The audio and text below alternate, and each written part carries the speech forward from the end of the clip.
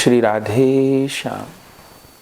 26 मार्च 2025 बुधवार को श्री पाप मोचनी एकादशी का व्रत रहेगा वैष्णव जनों का।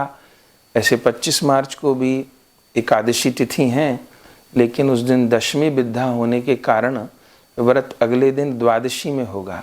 26 मार्च बुधवार को व्रत होगा और अगले दिन 27 मार्च में सवेरे लगभग 6:15 बजे से 9:45 बजे तक का पारण है। जैसे अनेकों बार से एकादशी का महात्मा भक्तजनों के आग्रह पर सुना रहे हैं, तो ये एकादशी का नाम ही महात्मा से जुड़ा हुआ है। नाम है पाप मोचनी एकादशी और यह एकादशी पाप मोचन करने वाली ही है। पौराणिक महात्मा भी सुंदर है। स्वयं महाराज युधिष्ठिर ने श्री कृष्ण से इस एकादशी का महात्म पूछा, तो भगवान ने बताया कि एक बार नारद जी ने भी ब्रह्मा जी से इस एकादशी के विषय में पूछा था, तो ब्रह्मा जी ने जो नारद जी को सुनाया था वही मैं आपको सुना रहा हूँ। क्या वृत्तांत है? बोले, एक चित्ररथ नाम का बड़ा रमणीक वन था। इतना रमणीक वन था कि देवराज इंद्र भी वहाँ अप्सराओं के सहित गंधर्वों के सहित विहार करने आते थे। उसी चित्ररथ वन में एक मेधावी नाम के ऋषि तप कर रहे थे। देवराज इंद्र अप्सराओं के साथ में आए और वो तो अपने राग रंग में लग गए, लेकिन मेधावी नाम के ऋषि बहुत माने दत्तचित्त होकर के तपस्या कर रहे थे। इधर एक मंजू घोषा नाम की अप्सरा थी। कामदेव से उनकी शर्त लगी। कामदेव ने कहा कि मैं तुम्हें तब मानूं जब तुम इस ऋषि की तपस्या भंग कर दो।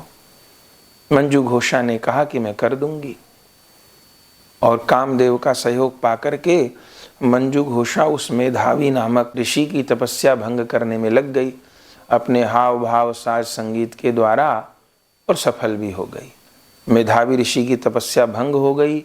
उस मंजू घोषा अप्सरा में आकृष्ट हो गए मेधावी ऋषि, और अपनी तपस्या छोड़ करके और पाप कर्म में प्रवृत्त हो गए। लगभग 57 वर्ष तक वो अप्सरा उन मेधावी ऋषि के साथ बनी रही। फिर उसके बाद उसने मेधावी ऋषि को कहा कि मैं तो देवलोक की अप्सरा हूँ और मैं सदा के लिए पृथ्वीलोक पर नहीं रह सकती, अब मैं जा रही हूँ।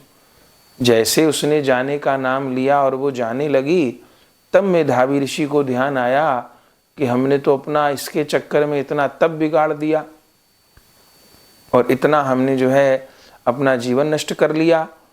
तो मेधावी ऋषि को क्रोध आ गया उस अप्सरा के ऊपर, और उसको उन्होंने पिशाचिनी होने का श्राप दिया कि तूने मेरा भजन नष्ट किया तो पिशाचिनी हो जा। तब वो अप्सरा पिशाचिनी हो गई। तब उस समय व्याकुल हो गई कि मेरा इस श्राप से कैसे निवारण हो, दुखी हो गई। तब मेधावी ऋषि को भी जो है दया आई। तब ये दोनों च्यवन ऋषि के पास गए। तब च्यवन ऋषि ने सारी बातों को सुना समझा और कहा, अप्सरा से तुमसे पाप तो हुआ है और ऋषि ने क्रोध में आके तुमको श्राप भी दिया है, पर इस श्राप से छूटने का एक ही उपाय है कि तुम चैत्र मास के कृष्ण पक्ष की एकादशी का पालन करो। इसको पाप मोचनी एकादशी कहते हैं और ये एकादशी समस्त पापों से मुक्त करने वाली है।